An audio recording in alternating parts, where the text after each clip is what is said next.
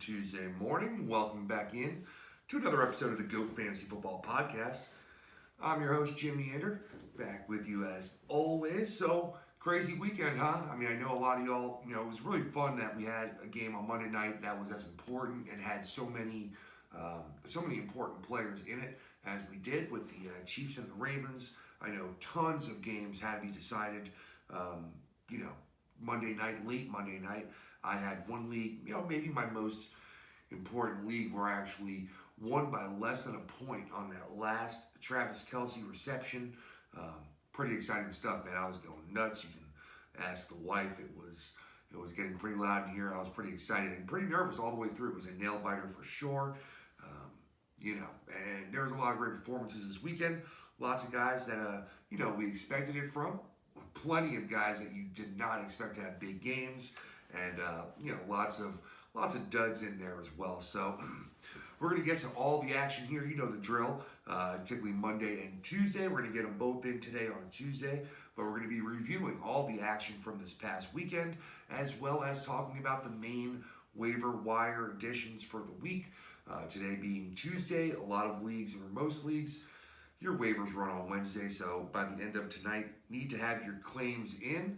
And while it's a little bit of a slower week on the waiver wire this week than it was last week, there's still some guys out there that made some waves, and you're gonna want to stash some of these guys. And even more importantly, there's guys on your bench that can be cut loose, and you need to identify those guys and at least put some worthwhile bodies on your bench. Keep them away from somebody else. Keep those usable players out of the player pool if you're able to.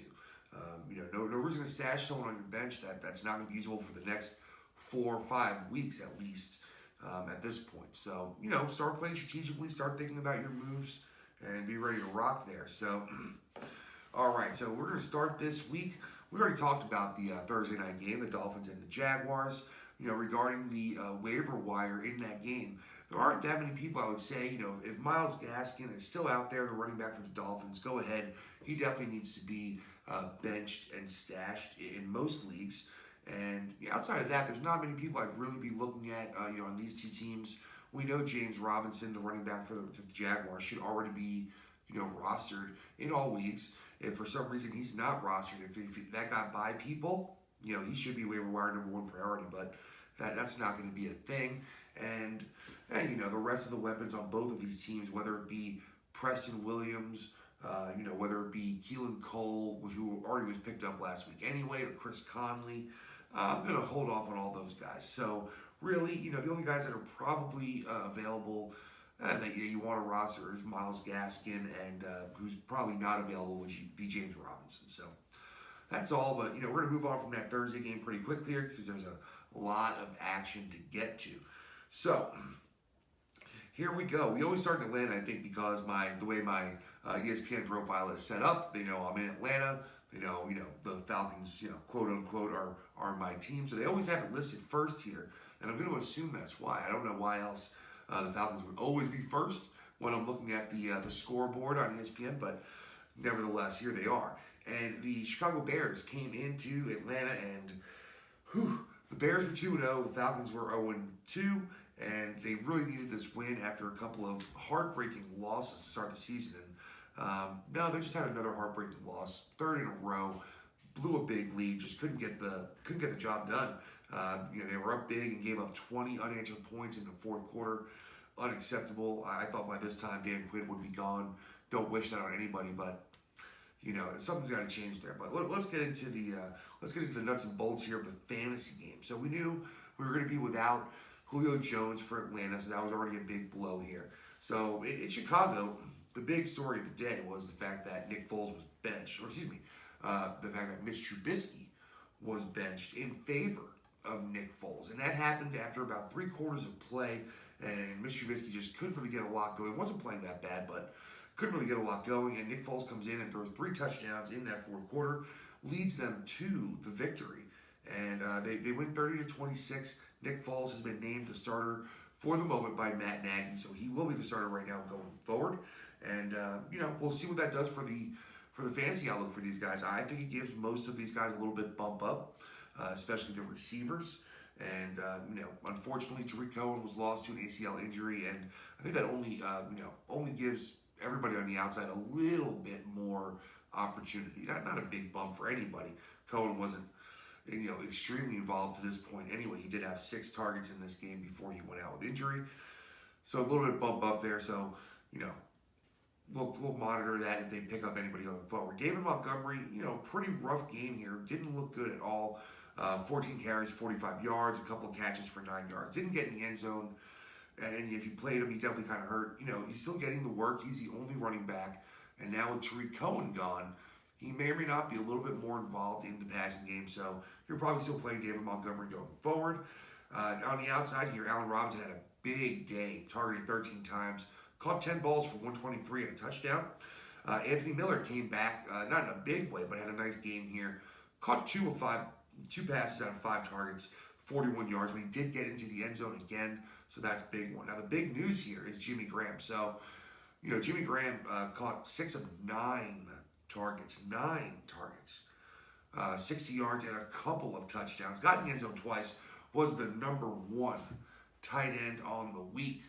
So, he's done it 2 out of 3 weeks, like I said. You got to start thinking about him. And he is on the waiver wire. I mean, there are tight ends that are underperforming badly. And, maybe you just lost someone to injury. Maybe someone's just not playing well. I do think that Jimmy Graham, even though I know you're going to put him on your roster and he's going to break your heart and give you a goose egg the week you play him, I just think he should be rostered at this point. He's looking pretty good. And he's getting targets around the red zone. So, I know, scary to say, but you can look at him.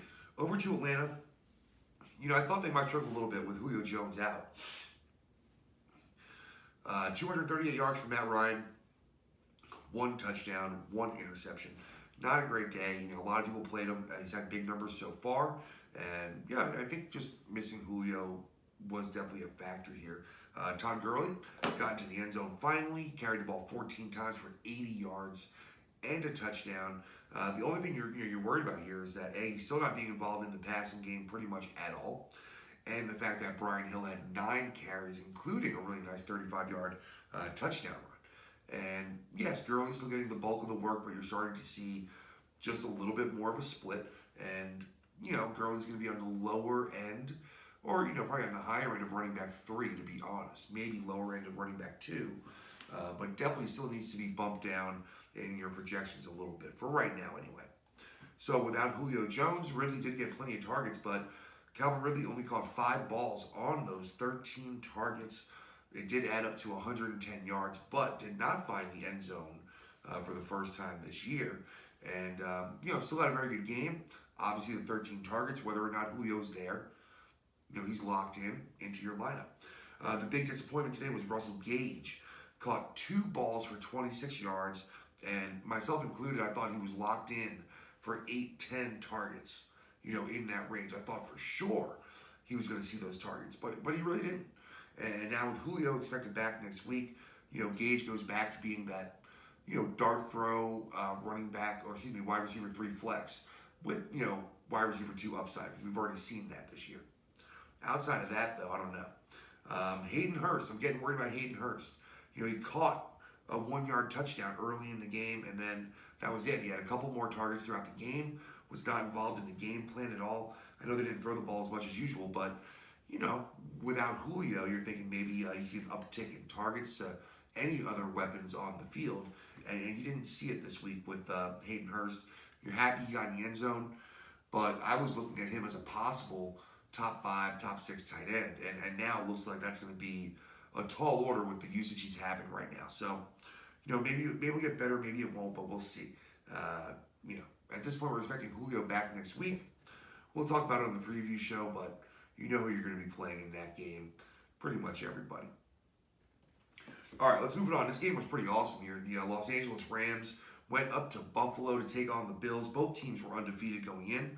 Both teams were looking really good in areas where maybe they weren't expected to look really good.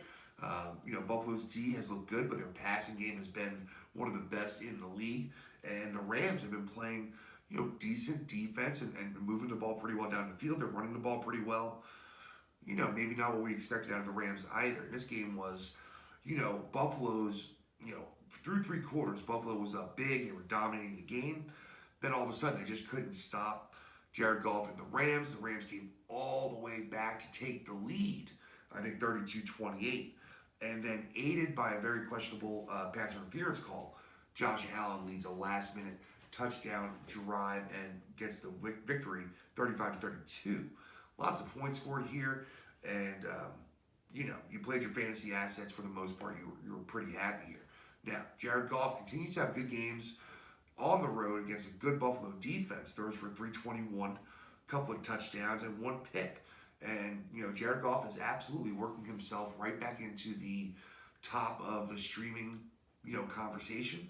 And he might even be needing to be rostered now. If people have backup QBs, depending on who it is, you probably have someone that's not as good as Jared Goff if you have a second QB on your roster. More than likely, just how it's going. Darrell Henderson, this was his week. He looked good. Malcolm Brown only got 7 carries compared to the 20 for Darrell Henderson. He had 114 yards and a touchdown. Looked really, really good. He had 3 targets, only caught one of them for 6 yards. But he was the running back to have in this game and made a very big case for himself to be the running back, going forward in this offense. So we'll see if Sean McVay does that. Who knows? Cooper Kupp led the way in targets, 10 targets, caught 9 of them, 107 yards and a touchdown. Really nice game for Kupp there on the outside. Robert Woods, better game than maybe expected, considering he was going to go up against Tre'Davious White in most of the day. 6 targets, 5 catches, 74 yards, and a touchdown. So Woods still worked out for you. And just like Robert Woods usually does, he added 3 carries for 30 yards. And hey, 3 extra points is nothing to sneeze at. Disappointed with Tyler Higbee this week. If you played him, which, really you probably shouldn't have, caught, both of his targets for 40 yards. It was just, with Buffalo getting their top linebackers back, Matt Milano, Tremaine Edmonds, it was, very possible that they were going to shut down the linebacker position, and they pretty much did. Everett also only had 2 targets, caught them both. So 4 combined tight end targets there. Hopefully you sat Higbee, but if you didn't, I get it. 6 points didn't absolutely kill you. Just didn't help you that much. All right, Josh Allen, have a game, buddy. Another 300-yard passing game, 311, 4 touchdowns through the air, another one on the ground, 1 interception. So he's scoring touchdowns at a really high rate. He's, taking care of the ball. Yes, you got these exciting, crazy plays every game. You don't know what the heck is going to happen.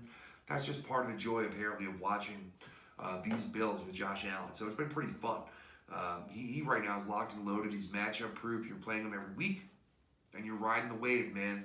Hoping it goes all year. Devin Singletary, 13 carries for 71 yards. So not bad, 5.5 yards a clip. You'd like to see some more carries, but this game they were throwing the ball around quite a lot. He did catch 4 or 5 targets for 50 yards. So, pretty nice game for Devin Singletary, honestly. Can't be upset about that. He must have wound up decent for the in a PPR. Let's see, where were you, buddy? The 16 running back on the week, not bad. Mid-tier to high-end running back 2. And you're pretty happy with that in a week where Zach Moss was out, and you're hoping Singletary, if you're a Singletary owner, you're hoping he made, a claim for that job. And then on the outside here, Cole Beasley led the way this day. 7 targets, 6 catches, 100 yards. Did not get into the end zone, but he had another nice game. Targets were there. Stephon Diggs did get into the end zone, caught 4 of his 6 targets, 49 yards. But again, that touchdown there made it a nice game for Stephon Diggs. And that was really it. John Brown was nowhere to be found in this game, unfortunately. Hopefully you didn't have him in your lineup. I thought he'd be more involved for sure. This game was kind of a shootout. I didn't see anything about John Brown on the injury report, so I don't know if there's something that I missed maybe. Doesn't look like it really. Oh, well, never mind. John Brown was forced out of Sunday's game versus the Rams with a calf injury. See, I must have missed that, and that happens. There's a lot of games. So, John Brown, take him out of your lineup right now. Tyler Kroft, tight end, caught 2 touchdown passes, but Dawson Knox was out, and he's not on my radar right now. So don't chase the points with Dawson or with Tyler Kroft. Just don't do it. You gotta wait on that. All right. let's keep it rolling here. We're going to go to Cleveland. We're going to go to Cleveland here, where the Washington football team went to face the Cleveland Browns. And this game, it was a game that Cleveland should have won, and they did. They won 34-20. Could have looked better, but, they look pretty darn good. Their rushing game looks strong. Washington is struggling mightily to move the ball. And Dwayne Haskins, another 3 interceptions in this game. It's been tough. He also fumbled twice. He only lost one of them. But it's tough for him right now. 224 yards. He's not somebody that anybody's really been playing anybody, so I don't feel the need to harp on his performance. But it still just hinders everybody else. And that's just the truth. You can't reach your potential if your quarterback is struggling this mightily. So Antonio Gibson got into the end zone, so if you played him as that flex, that definitely helped. 9 carries, 49 yards, and a touchdown. 5.5 yards about a clip. You're pretty happy with that. But again, was not involved in the passing game as much as you like. He did catch 3 balls on 3 targets for 11 yards, so 3 targets is somewhat, optimistic. But again, until Alex Smith comes in or Dwayne Haskins looks a lot better, I don't know that I can play Gibson just because their offense is just so bad. And Terry McLaurin, caught 4 of his 8 targets for 83 yards, and he's going to make the most of what he gets, but there's just not that much going on there. Same with Logan Thomas, caught 7 targets. He had 7 targets, caught 4 of them for 31 yards. So he continues to get targets. It makes him attractive. But if Haskins, targets are this poor, I got to get off of that hype train a little bit for Logan Thomas now. Dontrell Inman caught both touchdowns from Haskins. That being said, I'm still not thinking about him, as somebody I'm looking at. Just not on my radar right now. This game was an aberration. He had 6 targets. These things happen, right? So, all right, let's go over to Cleveland. Baker Mayfield, 16 of 23. They ran the ball quite a lot this game. 156 yards, 2 touchdowns. Nice, clean game for him and for them. Just good for momentum. They're 2-1. They're playing a little better. Baltimore beat the snot out of them in week 1, and they need to come out and look a little bit better here. So Nick Chubb continues to run the ball down people's throats. 19 carries, 108 yards, 2 touchdowns on the ground, and caught his only target for 2 yards, so not much there. Kareem Hunt added 16 carries. Didn't look great on the ground, 46 yards, but he did catch 2 passes, 18 yards, and a touchdown. The touchdown made the week worth it, right? You got the touchdown and you're fine. Nick Chubb, the number 8 running back on the week. And let's see here. Kareem Hunt, number 22. So you got a running back 1, you got a running back 2. Not bad. Both very playable, as we've been saying. Absolutely there. So, Kareem Hunt is like, I don't know if you start targeting him because that like the people that have Kareem Hunt, they're probably not playing him in some weeks, and maybe they don't want that headache of, do I play him, do I not? They just don't want someone that's that playable every week, but maybe their ceiling's limited because of Nick Chubb. It's got to be a fair argument, right? You can't get that much work if Nick Chubb is there.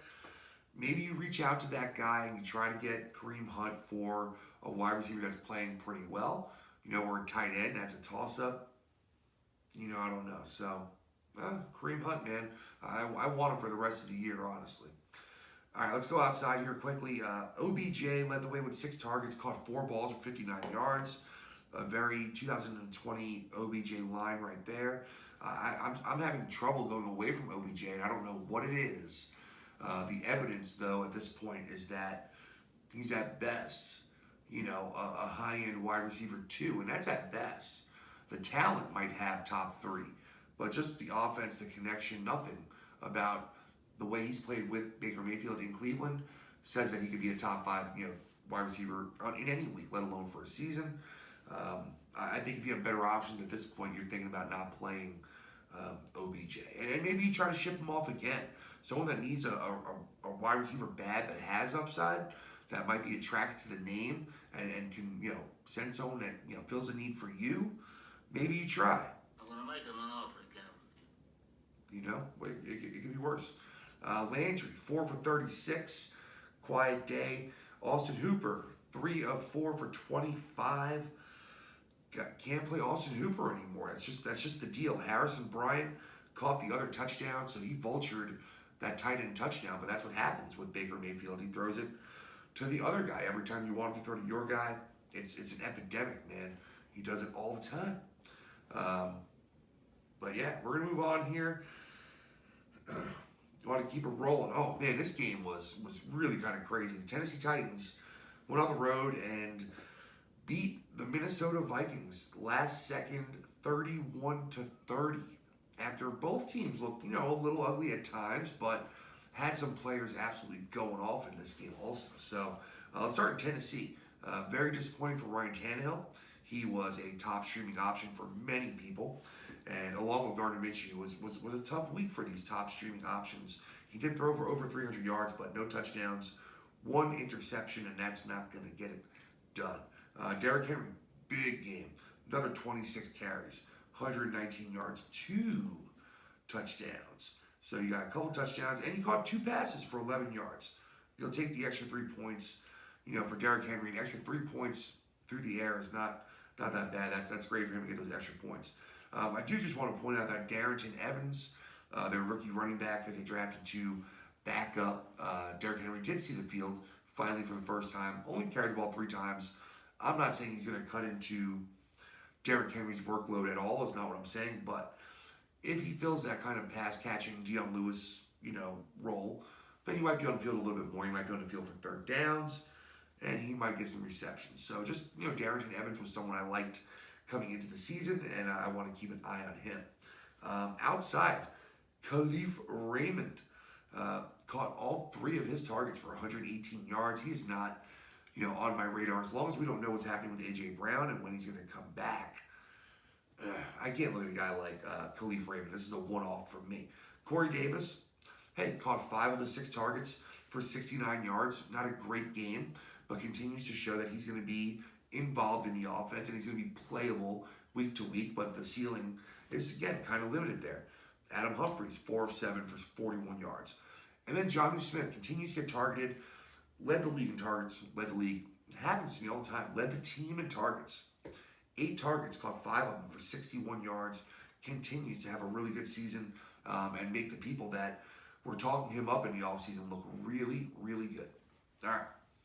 Minnesota, Kirk Cousins, 251 yards, 3 touchdowns, 2 interceptions. So, a little mixed bag there, but if you played him, he was fine. Still not recommending him, but, now you're starting, we'll talk about it in a minute, but some other weapons are emerging here, and that can help that can help Cousins overall. If he starts spreading the ball around more, it'll just make the offense more effective, more scoring chances, etc., etc. Okay. Dalvin Cook, man, he looked as good as he's ever looked before. Ran the ball 22 times, 181 yards and a touchdown. Just amazing. He was electric. I mean, he was making long plays, all day long, just scampering everywhere. He looked great. He really did.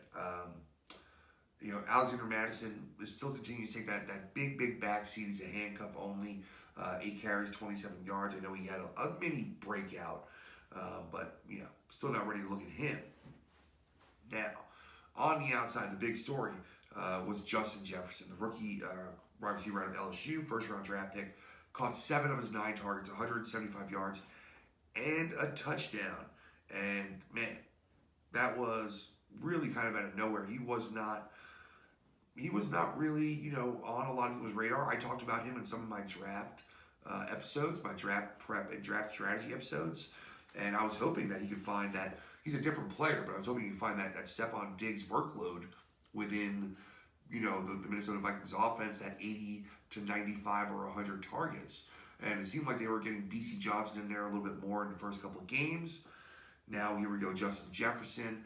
And I know there's a couple of running backs out there for waiver wire, but for me, if I don't have to start, like a running back next week, which in that case I might be looking at one of these running back streamers, then I'm looking at Justin Jefferson as the number 1 waiver wire pickup because I think he's going to be a year-long asset potentially, and to me that means more unless I got to have that 1 week where I have to play someone, and it's another position because if I have to play a wide receiver, I get him anyway. But if I got to play a running back and I don't have one, I understand that you may have to go out there and grab one over him, but I still think he's the number one wide receiver or number one waiver wire pickup for the week. All right, Adam Thielen, disappointing game. Caught 3 of his 5 targets, 29 yards, and a touchdown. At least a touchdown kind of saves your day. And Kyle Rudolph caught the other touchdown, but at this point, Vikings tight ends are a no-go unless, one emerges over the other. Kyle Rudolph is completely touchdown dependent, and Irv Smith Jr. is unfortunately off the radar, which sucks because I'm a big Irv Smith Jr. fan. I think he's got tons of talent and should be getting the ball more, but he's not, is he? No. All right. A few games left for today. Let's go to New England, where the Las Vegas Raiders, previously undefeated Las Vegas Raiders, went to New England to take on the Patriots, and weird game for fantasy here. The guys that scored, you probably weren't playing. The guys you played probably didn't score. That's just how the cookie crumbles, as they say sometimes. So what happened here? All right, Derek Carr, 261, 2 touchdowns, no interceptions. Hey, that's a decent game for Derek Carr, not only for fantasy but in real life. To go to New England. Now I know they weren't that competitive. One of those touchdowns was in the fourth quarter when they were pretty far down, but is what it is. Josh Jacobs carried the ball 16 times, 71 yards. Game script not really in his favor. The 16 carries, a little bit lower than he's used to. Did see 4 targets again. Caught 3 balls for 12 yards. So you can't be overly enthusiastic about 3 out of 4 for 12 yards. But 3 catches every game for Josh Jacobs. Give it to me. That's 48 on the year. And listen, that's going to boost his value a lot because the volume is going to be there on the ground. We know that. So, Devontae Booker, carried the ball 3 times.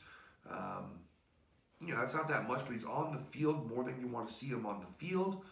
Jalen Richard had 3 targets, just taking away from Jacobs' opportunities. On the outside, Henry Ruggs was gone again, unfortunately. So Hunter Renfrow led the way, had a nice game. Had 9 targets, caught 6 of them for 84 yards and a touchdown. Again, I think when Ruggs is back in, that Renfrow, kind of falls off there. But, a little dart throw for next week, especially if Ruggs is out. Not bad. That was really it. Brian Edwards, caught 2 of his 3 targets for 48 yards. And then the big disappointment was Darren Waller. I talked about it. New England's going to try to take away, the main weapon here, and they're going to focus on Waller. He caught 2 of his 4 targets for 9 yards. And, I don't know. A couple of people mentioned, are you worried about Darren Waller? It's like, no, not at all. I mean, how many people can hold him to 4 targets? How many teams can hold him to 4 targets?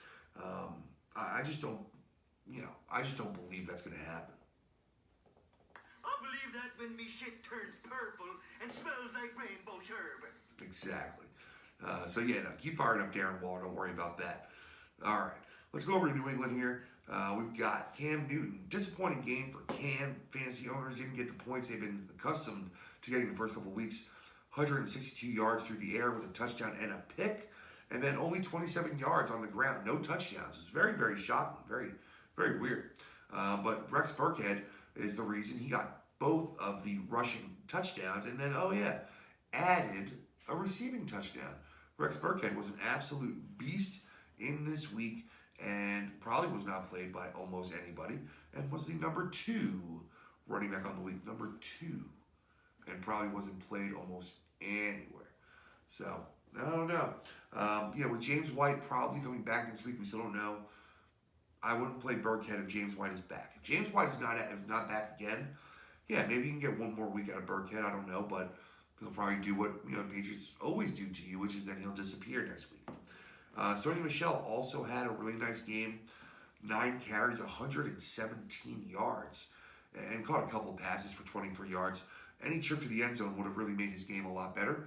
I can't imagine a lot of people played Sony Michel this week. I assume not.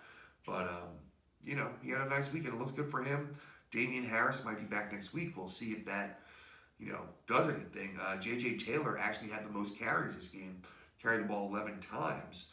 but only for 43 yards. So it's still kind of rough to pick a New England running back to play. Now on the outside here, this also hurt because Burkhead was, the biggest guy here. 10 targets, caught 7 of them, 49 yards, and that touchdown that we mentioned. Now Julian Edelman, 6 targets, but caught 2 of them for 23 yards. Oh, I mean, after that monster game last week, who would have came out here and said at home against Las Vegas that, Edelman's going to go out there and put up, 4.5 points. Inconceivable! Yeah. Doesn't work for me, man. That's tough. And of course you played Edelman. I mean, after that week, you have to. N'Keal Harry, the rookie, 4 targets, 2 catches, 34 yards. Sorry, not rookie, second-year player. He was hurt most of his first year. So just not a lot going on the outside here. Most of it went to Burkhead. Hard to predict what's going to happen next week. Who do you play? We'll talk about it in the preview show, but, I guess the question is on the streamers, is Burkhead, near the top of my streamers? For me, he's really not. Unless I know that James White is going to be out a long time and it wasn't an injury. It's personal family stuff, and it's been, it'll be a week and a half, 2 weeks by the time the next game comes up, and I think that he'll be back out there. Julian Edelman you'll have playing, and the rest of the guys we'll talk about. We'll play it by ear. All right, let's jump here. Where are we going after New England? We are going to go to this one's going to be quick because we only got to talk about one team here. The San Francisco 49ers went to New York and pummeled the Giants after pummeling the Jets. So they went across country and just absolutely laid the smack down on both of the New Jersey / New York teams. So the 49ers were without everybody, in case you didn't know that. I mean, everybody didn't have Jimmy Garoppolo, Raheem Mostert, George Kittle, Deebo Samuel. So their top option at every single position that they have on offense, and then a whole bunch of their defensive players are out as well. So pretty brutal, man. And the Giants, they're banged up. Obviously, they lost Barkley, and Sterling Shepard's out for a little bit. But I don't know if they're as beat up. The problem is when you start with a talent level like up here, like San Fran, and then you start with a talent level down here like New York, and you lose a lot of talent, you still wind up ahead. And they absolutely whooped on the Giants, 36-9. Nick Mullins, 343 yards through the air, but only 1 touchdown. So if you took the swing and played Mullins, it could have been worse, obviously, but it wasn't very good. You needed the touchdowns, and they just didn't get them. They ran them in. So Jerick McKinnon, 14 carries, 38 yards, and a touchdown. Also caught 3 or 4 balls for 39 yards. Unfortunately, left with an injury. Shocking, I know, for the Niners, and shocking for them playing at MetLife Stadium. But McKinnon, we don't know the situation yet. We also don't know if Mostert's going to be back next week, so lots to keep an eye on. Now, Jeff Wilson, he ran the ball 12 times, only 15 yards, but a touchdown, and 3 receptions, 54 yards and a touchdown. Had a big week. Jeff Wilson, is going to be near the top of the waiver wire for a lot of people. My only problem is he was the number 10 running back this week. My only problem is it a 1-week rental? If Raheem Mostert doesn't play, then yeah, you get one really big week out of Jeff Wilson probably next week because he'll be the main guy. But if Raheem Mostert comes back, whether or not Jerick McKinnon misses, I just don't know that I would go to Jeff Wilson and have him in my lineup. So, do you stash him? Maybe. Just don't know what the long-term value is without an injury. So if you need someone to plug in for this week, though, like you need a running back to plug in this week, then absolutely, yeah, Jeff Wilson's going to be a really good play for you. It's up to you if it's worth it to burn your waiver wire or some fab money or whatever it is, but you got to figure it out. But he's going to be a good play, I think, for 1 week. All right, on the outside, we know they're struggling to find people to throw the ball to. They got their rookie, Brandon Ayuk, heavily involved in this game, which was great to see. 8 targets, caught the ball 5 times, 70 yards, but then ran the ball 3 times for 31 yards and a touchdown. So it really helped his value, obviously, on the week. And he was the wide receiver 13 in PPR formats, just outside wide receiver 1 territory. And that's great. That's great for him, and that's great for San Fran to find somebody, a wide receiver that's going to be dependable, hopefully, whether or not Deebo Samuel's there or George Kittle's there, another weapon. Kendrick Bourne, hey, I said, he's not a bad play. Caught 4 passes, 63 yards, was targeted 6 times.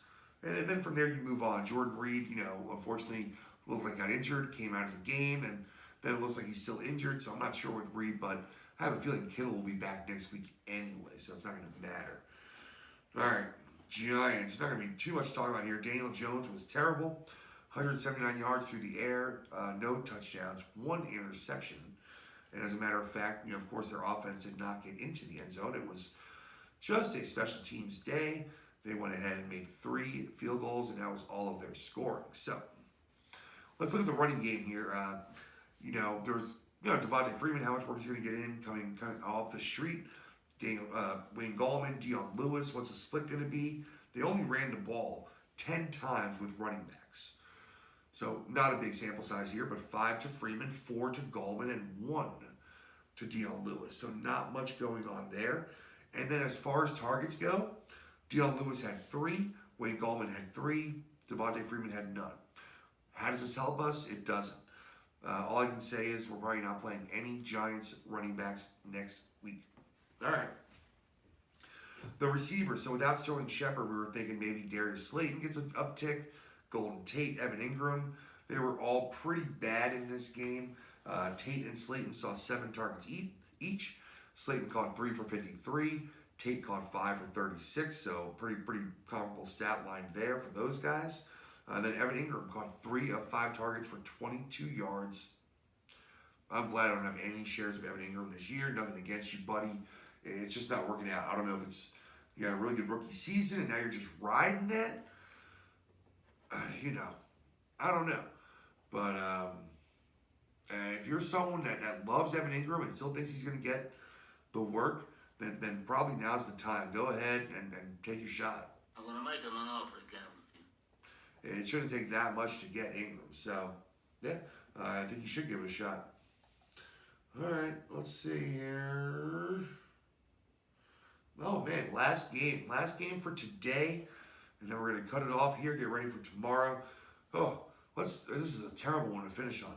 The Cincinnati Bengals went to Philadelphia and tied the Eagles 23 apiece after overtime. And apparently, after about halfway through overtime, nobody was interested in really trying that hard to score, which was, in and of itself kind of surprising, considering that's, exactly what they're doing. So let's talk about Cincinnati. Absolutely worried about Joe Mixon now. Let's start with Joe Burrow. 312 yards and 2 touchdowns, skyrocketing to the top of the streamable or must bench or must roster, list, maybe along with Jared Goff, but looking really good, throwing the ball a lot, 44 attempts. Hey, they're chucking the ball around and he's looking pretty decent doing it. Mixon ran the ball 17 times for 49 yards. Pretty abysmal.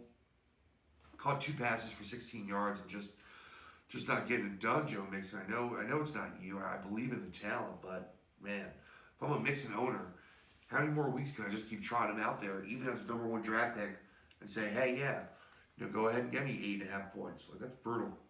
Tyler Boyd, big game, Tyler Boyd. 10 catches on 13 targets, 125 yards. But he did not get into the end zone because of the rookie, T. Higgins. First big game as a pro. 9 targets, 5 catches, 40 yards, and 2 touchdowns. So both trips to pay dirt were for T. Higgins, and Tyler Boyd owners and AJ Green owners especially needed a little bit of that. Didn't get it. AJ Green caught 5 of 6 targets for 36 yards.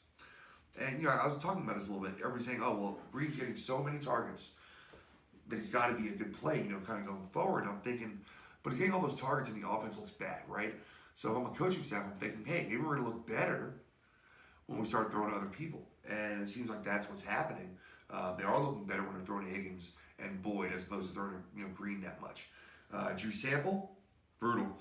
Hey, listen, he had all the targets. I said it. I think he's going to be usable. Sneaky play, all that good stuff. 1 ball, 1 target, 1 yard. Whoop. That is brutal. Nobody here on the waiver wire for me. T. Higgins, I get it. 2 touchdowns. He looked really good. Still a lot of mouths to feed. Still, not a great team, even though it's an improved offense with a better quarterback. I don't know. He's going to get picked up this week. I just don't think he's a waiver wire priority kind of guy. I think you let the waiver wires run, and then you check them the next day, and T. Higgins is still out there. You look at your lineup. Maybe you have Michael Pittman, or Paris Campbell, or you have somebody else that's got hurt and going to be gone for 3 or 4 weeks, and maybe you go ahead and you grab T. Higgins, but maybe not. Carson Wentz, brutal, killing his owners, man. Carson Wentz is just killing everybody right now. I got rid of him in my one league, and because of it, I won my game, right? I scored 30 points with Aaron Rodgers this week instead of playing Carson Wentz in what looked like a very plus matchup for Wentz and a minus matchup for Rodgers. Just goes to show Wentz went for 225 with 1 touchdown and 2 interceptions, but he did also add 65 yards on the ground and another touchdown on the ground. So the day was viable at the end. He did score some points, and he didn't kill you at all. The number 11 quarterback on the week. And I think their score is a little different here. 4 points out of 6, but it should be the same anyway. Yeah. Maybe Cousins overtakes him, but he's 11 or 12, depending on your scoring. But not too bad. Miles Sanders, 18 carries, 95 yards. At least he's still getting all of the work. You'd love to see a little bit. 8 targets, only caught 4 of them for 12 yards. That is a monstrous amount of opportunity lost and missing. It's just brutal. That's not okay. Not okay at all. Right here. Let's see. Anybody else do anything in the running backs? Boston Scott, no. He ran the ball 3 times. Nope, nothing there. All right, let's go outside here. Greg Ward, the big receiver for Philadelphia this week, 11 targets, caught 8 of them, 72 yards and a touchdown. Nice big game for him. And as long as, Jalen Reagor's out, and if Alshon Jeffrey continues to be out, then Greg Ward is definitely a good play. Someone that should be rostered, someone that should be maybe played. I think when Alshon comes back, his value dips quite a lot. But hey, if he's got a little bit of Carson Wentz's trust, that's okay with me. Nobody else as far as wide receivers did much here. Now, definitely some news here on the outside for tight ends for Philly. You've got Dallas Goedert is going to be injured and miss some time, quote unquote. Nothing directly on that as far as I've heard so far, but going to miss some time. Caught 1 ball for 7 yards if you played him. You didn't get what you needed before you left the game. Zach Ertz got you what you needed.